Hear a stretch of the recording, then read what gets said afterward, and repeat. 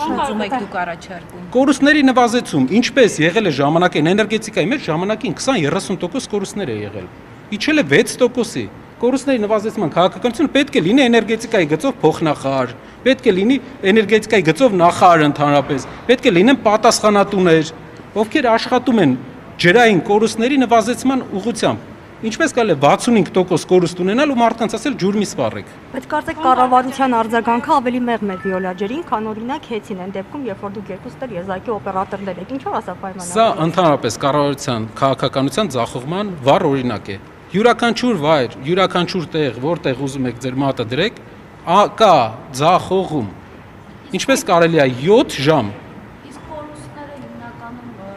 ինչից են, այսինքն ինչի հետևանքով են ջրային Համակարգային ռեսուրսների մի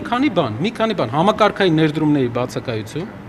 Մենք մեծ ներդրումներ ենք արել, որ իջնենք էներգետիկայի մեջ 6% կորուստի։ Համակարգային ներդրումների բացակայություն, ճիշտ կառավարման, պետության մոտեցման, խիստ մոտեցման, այն մոտեցումը, ինչ որ էներգետիկայում է եղել, էներգետիկայում պետության մոտեցման տարբերությունը ճիշտը որ ասեմ,